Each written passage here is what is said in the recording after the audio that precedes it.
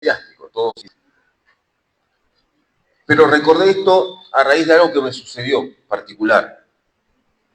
Y hace un tiempo atrás, creo que 2 años atrás, o 3, o capaz más, hubo una predicación que está subida en el canal del Ministerio GPS, donde estábamos antes, acá en Banch, y que se llamaba El Dios de las segundas oportunidades, ¿no?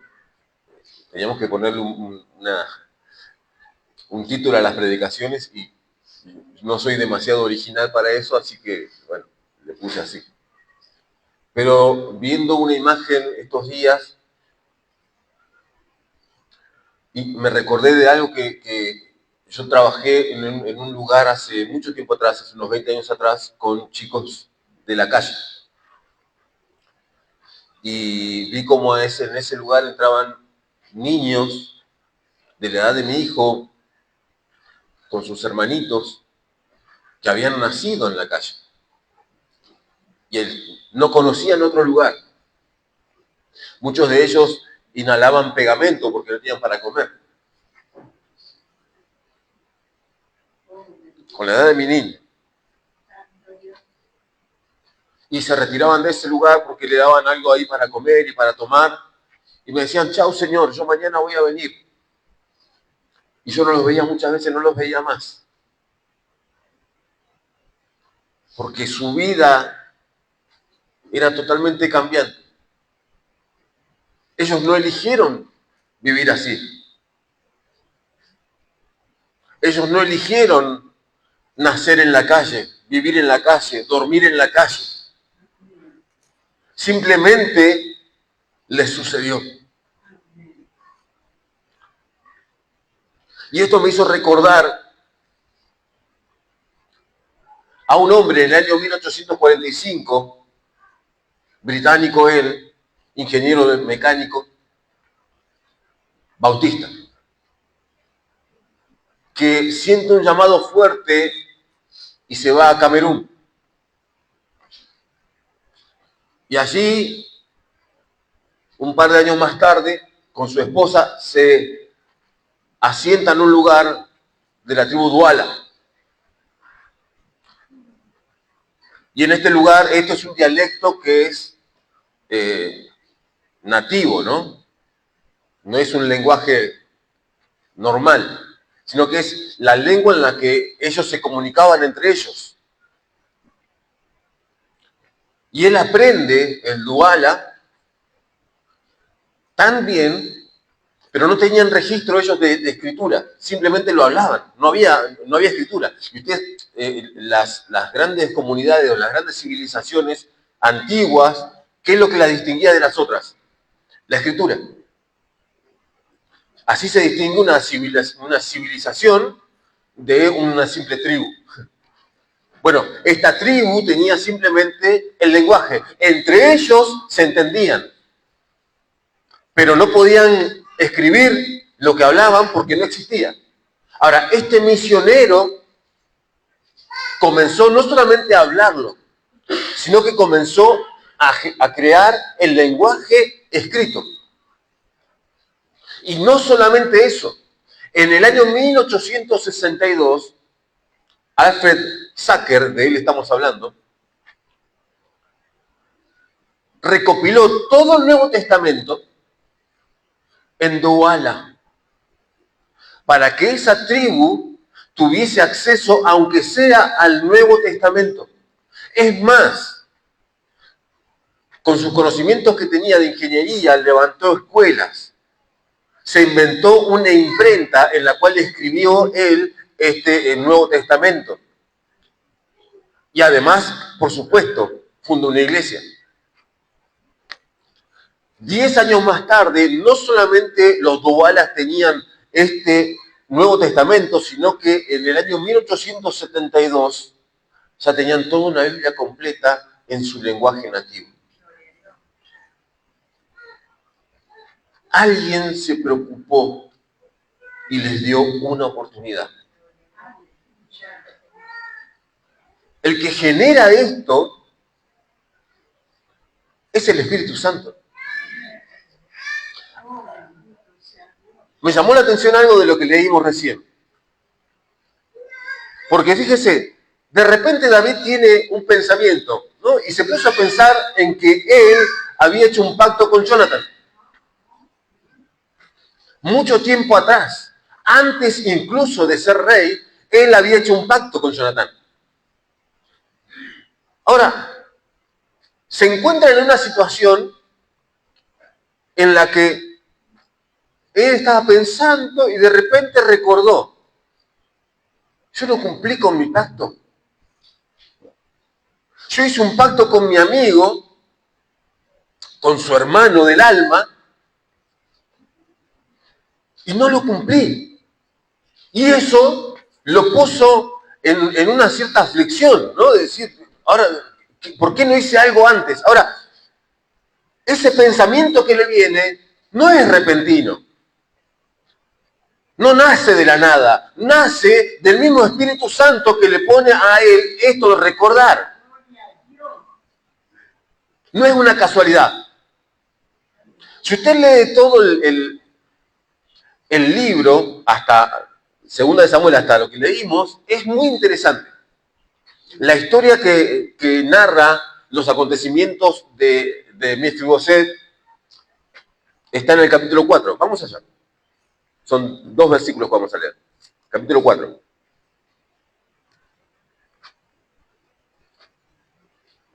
Dice el verso 4.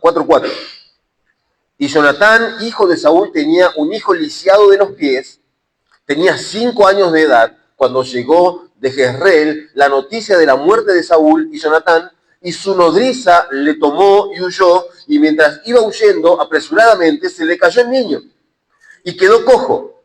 Su nombre, el nombre del niño, era Mefiboset. El versículo siguiente les va a gustar a aquellos que son de la zona del norte, y va a decir, vamos a corroborar que la siesta es bíblica, ¿no? Para los hermanos de Santiago del Estero. Léalo después, pero la siesta es bíblica. Dice que Isboset, el tío de Mefiboset, se fue a dormir la siesta, porque hacía calor. Bueno, tristemente fue asesinado mientras hacía esto, ¿no? Pero bueno, la siesta es bíblica. Si usted de ahí en adelante comienza a mirar la Escritura hasta el capítulo 9, ahí estaban contentos los hermanos de Santiago. Hasta el capítulo 9 va a encontrar que pasan muchas cosas en el reino. Además de la muerte de Isboset, que es tremenda. Porque le cortan la cabeza.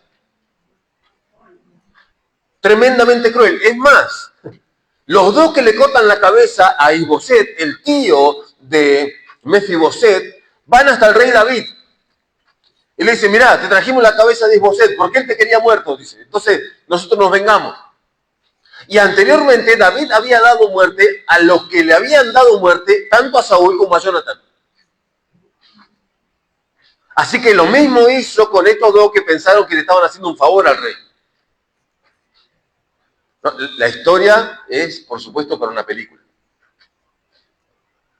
Y usted va a leer que hay muchos conflictos armados, muchos conflictos de todos lugares, y David ganando batallas, y David peleando, ¿verdad? Hasta que llega este capítulo 9, pero no llega de la nada. Porque nosotros lo leemos así y parece que de repente estaba David sentado, estaba de balde, ¿no? Pero vamos a ver un poquito antes. Verso 15, 8:15. Y reinó David sobre todo Israel. Y David administraba justicia y equidad. No es una casualidad que él estaba tranquilo. A todo su pueblo. Dice, Joab, hijo de Sarvia, era general de su ejército, y Josafat, hijo de Ahilud, era cronista. Sadoc, hijo de Aitob, y Ahimelech, hijo de Abiatar, eran sacerdotes. Seraías era escriba. Benaía, hijo de Joiada, estaba sobre los cereteos y peleteos. Y los hijos de David eran los príncipes. Es decir, la casa está en orden. Empleando las palabras de alguien de tiempos atrás. Él había establecido orden en su reino.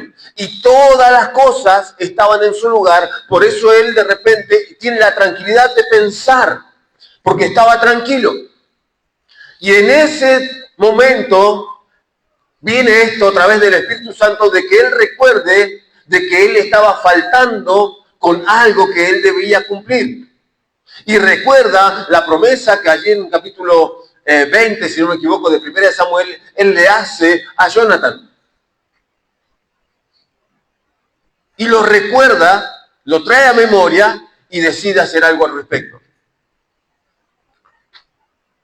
Me pregunto, ¿cuántas veces nos sucede esto? ¿Cuántas veces el Espíritu Santo nos recuerda cosas que dijimos que íbamos a hacer y no hicimos? ¿Cuántas veces estamos allí? Generalmente nosotros los varones, hablo por los varones, cuando nos acostamos, ¿no? En nuestro tiempo de meditación, donde recopilamos, ¿no? Y muchas cosas quizás nos recordamos. Quizás lo que debemos hacer o que nos quedó pendiente del día anterior o del trabajo. Pero en cuanto a lo espiritual, ¿no le ha pasado nunca? Vos dijiste que ibas a hacer. Vos prometiste. ¿Qué estás haciendo? En el bautismo de las aguas, prometimos serle fiel al Señor todos los días de nuestra vida hasta el fin. ¿Amén? ¿Lo estamos haciendo?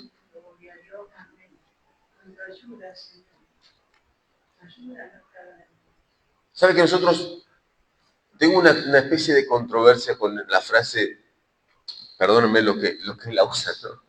Pero, Señor, ayúdame a serte fiel. Tengo una cierta controversia con él. Le explico por qué. Igual no está totalmente fundamentada, pero yo se lo cuento. Lo comparo, así como Pablo hace una analogía de nosotros como la novia y Cristo, como el novio que nos viene a buscar, ¿no? O la esposa, nosotros somos la esposa. En nuestro matrimonio, los que estamos casados, me llamaría la atención si yo le tuviese que orar a Dios y decirle, Señor, ayúdame a hacerle fiel a mi esposa. Porque se supone que yo le soy fiel porque la amo. Y le soy fiel a Dios porque lo amo. Si yo tengo que pedir ayuda para esto, algo, según mi lógica, ¿no? Lo vuelvo a aclarar. Según mi lógica, algo estaría fallando. Si yo tengo que pedir a Dios que me ayude a hacerle fiel a Él, quizás no lo estoy amando como debería. Si yo le pido al Señor que me ayude a hacerle fiel a mi esposa, quizás no la estoy amando como ella merece ser amada. Entonces le pido ayuda a Dios para que me complemente lo que yo no estoy haciendo. Y no sé si está bien. Porque yo debería amarla. Porque un día la elegí. Nadie me la impuso. Sino que fue mi decisión casarme con ella. Fue mi decisión servir a Cristo. Fue mi decisión seguirle. Fue mi decisión rendirle mi vida. Yo creo que a ninguno de nosotros vino alguien y nos puso una pistola en el pecho y decir, ¿aceptás a Cristo como tu único Salvador? No. Porque si no sería antinatural y antiescritural además, ¿no? Y le seguimos porque le amamos. Ahora, yo creo que en algún momento de nuestras vidas todos hemos sentido la misma voz de David. En distintos aspectos. Fíjese lo que hace David. David se recuerda y comienza a actuar, ¿no? Él se recuerda de esto y dice, algo tengo que hacer, gracias. Y dice, había un siervo, en el verso 2, de la casa de Saúl que se llamaba Siba, al cual llamaron para que viniese a David. Llaman a Siba porque también ya había servido en la casa de Saúl, conocía a todos los que formaban parte de esa familia. Y el rey le dijo, ¿eres tú Siba? Y él respondió, tu siervo. El rey le dijo, ¿no ha quedado nadie de la casa de Saúl a quien haga yo misericordia de Dios? Y Siba respondió al rey, aún ha quedado un hijo de Jonatán, lisiado de los pies, ya vimos cómo. Entonces el rey le preguntó, ¿dónde está? Y Siba respondió al rey, he aquí, está en casa de Maquir, hijo de Amiel, en Lodebar. Y esto de Lodebar dice muchísimo.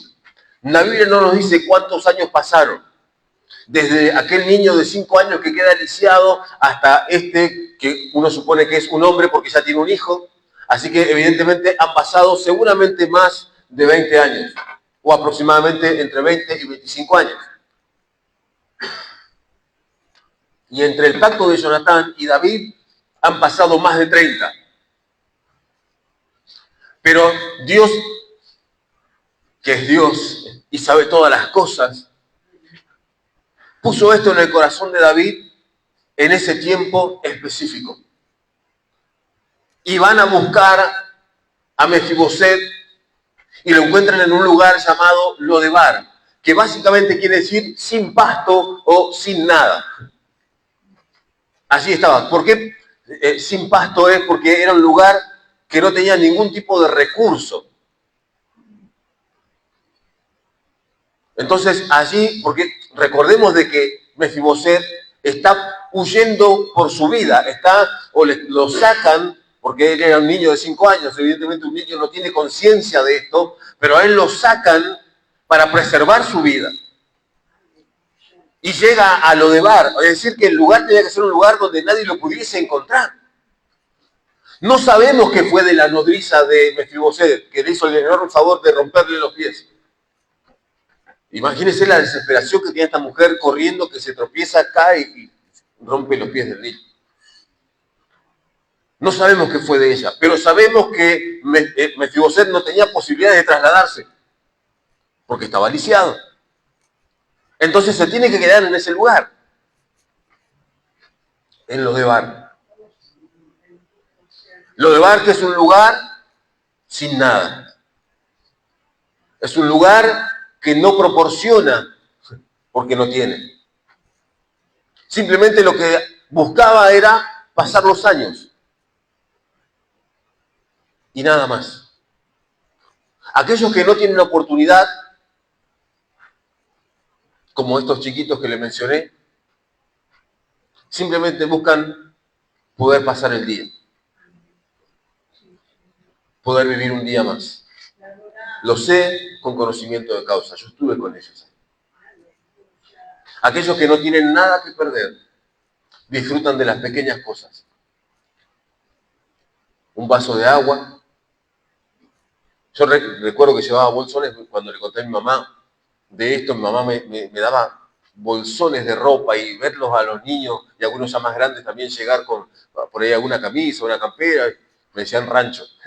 Rancho, me decían, mirá, ¿te gusta cómo me queda? Ellos valoran. El que no tiene y se le da una oportunidad, sabe que esa oportunidad quizás sea la última y la única que tenga. Por eso me replanteé el tema de Dios de las segundas oportunidades, porque Dios también es el de la única oportunidad. Porque también nosotros llegamos de esa manera. De alguna forma nosotros quizás llegamos desahuciados de los médicos, con enfermedades incurables, con ninguna posibilidad de nada. Y Dios nos dio una oportunidad. Y encontramos en su casa, en su lugar, nuestro lugar. Nuestro lugar de pertenencia. Acá somos alguien.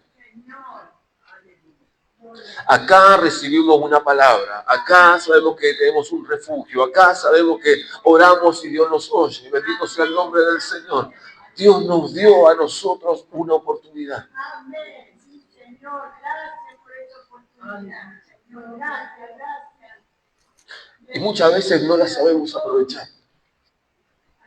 Por eso es que me extraña tanto que falte tanta gente hoy. Sí, Señor, bendito sea Dios, misericordia, Padre. Aleluya. Porque aquel que sabe que no tiene oportunidades, aprovecha la única que tiene. Porque sabe que quizás no pueda tener ninguna más. Mefiboset tuvo una vida totalmente desgraciada. Él no eligió estar allí. Él no eligió estar lisiado de los pies. Él no eligió vivir en un lugar totalmente desolado. Él no eligió estar mirando a ver quién llegaba, porque podría ser la muerte misma, porque si alguien lo encontraba en ese lugar y sabía que era parte de la familia de Saúl, lo podían matar. Porque ya habían matado a todos, simplemente faltaba a él. Así que vive una vida totalmente no normal, totalmente anormal, una vida con miedo, una vida totalmente, además de no poder valerse por sí mismo. ¿Sabes quién me recuerdas? ¿Se acuerda del estanque de Bethesda? El capítulo 5 del libro de Juan. ¿Recuerdan? Hacía 38 años que ese hombre postrado quería ir hasta el estanque. ¿Se recuerda? Una vez, de tiempo en tiempo, bajaba un ángel, dice él, mueve las aguas y el primero que llega cuando se agitan las aguas queda sano del mal que tiene. Él nunca iba a ser el primero. No tenía oportunidad. Y viene alguien a darle su oportunidad, la única oportunidad. Amén. Santo, aleluya, gracias. Por esa oportunidad que tú nos diste. Gracias. Aleluya. Gloria a Dios. Te adoramos. ¿Qué hacemos nosotros con nuestra oportunidad? Oh, bendito sea Dios. Te adoramos, Señor. Nuestra oportunidad. Ayer hablábamos, o antes de ayer, yo no recuerdo bien, de esto de un día más de vida, y damos gracias por un día más de vida. ¿Quiere tomarlo como una nueva oportunidad? Tómelo así. Tómelo como una oportunidad de hacer lo que no hizo hoy. Tómelo como una oportunidad para hablar con quien tenía que hablar y no lo hizo. Con aquel que tenía quizás que arreglar alguna cuenta o por alguna discusión y siempre lo tiene allí presente, pero no lo hace. ¿Sabes que muchas veces, y esto de las relaciones humanas, nosotros dejamos de hablar con personas y a veces ni siquiera sabemos por qué? Simplemente lo dejamos de hacer, dejamos de ir, dejamos de visitarlo, dejamos de escribirle mensajes. Ahora, si nos preguntan por qué lo hicimos, no tenemos idea. Quizás sea una buena oportunidad para restablecer eso. Mire lo que pasa con Mefiboset. Verso 7, y le dijo David, no tengas temor, porque yo a la verdad haré contigo misericordia por amor de Jonatán, tu padre. Y te devolveré todas las tierras de Saúl, tu padre, y tú comerás siempre a mi mesa. Y él inclinándose, dijo, ¿quién es tu siervo para que mires a un perro muerto como yo? Qué tremendo, cómo se sentía Mefiboset.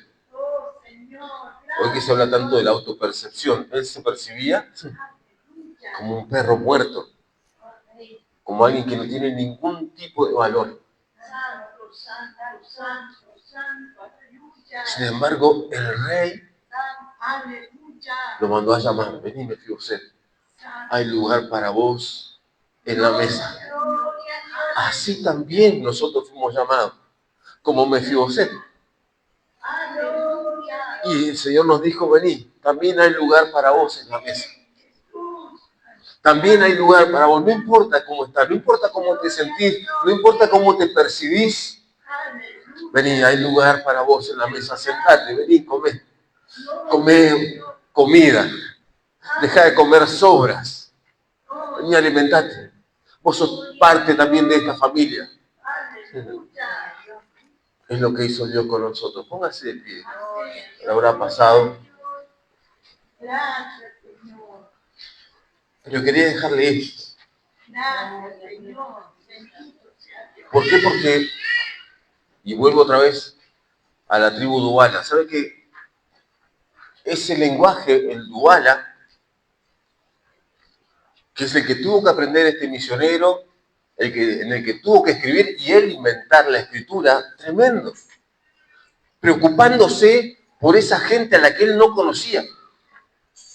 En algún momento, seguramente, como le pasó a David, habrá pensado, hay alguien que necesita escuchar esto que yo escuché una vez.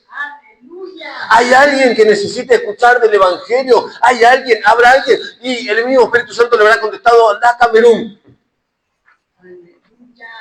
Anda allá a África. Anda con los nativos. Aprende su lenguaje. Comunicate con ellos. Y hablarles de Cristo. Y él escribe el Nuevo Testamento, toda la Biblia entera, les predica y sabe que este hombre, que era ingeniero, vuelve varios años más tarde, sufre persecución, le pasan muchas cosas, alemanes, franceses, y se tiene que volver a su tierra enfermo y muere en 1880.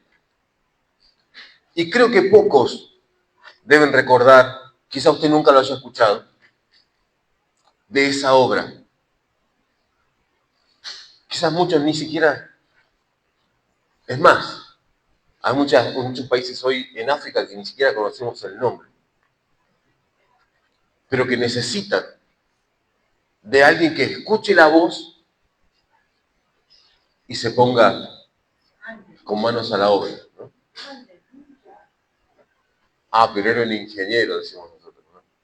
Un ingeniero tiene mucha plata. Este hombre se fue con nada y se valió de los mismos recursos que tenían los nativos.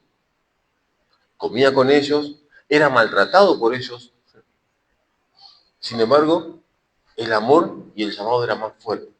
¿Para qué? Para darles una oportunidad. Como nosotros hemos recibido. El Dubala, a la fecha, ya casi no se habla. ¿Sabe quiénes nos hablan? La gente grande. Y se las está enseñando a los chicos, a los niños, para que no se pierdan sus raíces. Porque hoy se habla más francés y alemán en este lugar. Y se enseña en las escuelas. Pero los abuelos les enseñan a los niños el Dubala. Y sabes que el Dubala, para ellos, tiene todas las connotaciones que tienen que ver con lo religioso, es decir, con lo que ellos recibieron de este misionero bautista. Entonces, cuando ellos quieren hablar de Dios, hablan en Dubala. Porque es lo que ellos recibieron. Sus raíces. ¿Qué es lo que nosotros hablamos? Le inculcamos y les decimos a nuestros nietos, bueno, yo no tengo nietos, pero a nuestros hijos.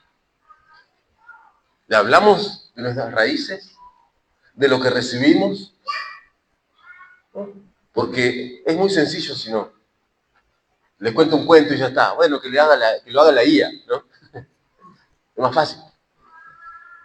Lo que bueno sería como nos enseña la Escritura, que hacían los judíos.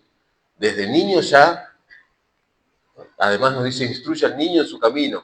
Y cuando fuere viejo, no se apartará de él. Es una gran verdad que tenemos que poner por obra. Que el Señor nos ayude. Oramos, iglesia. Gracias.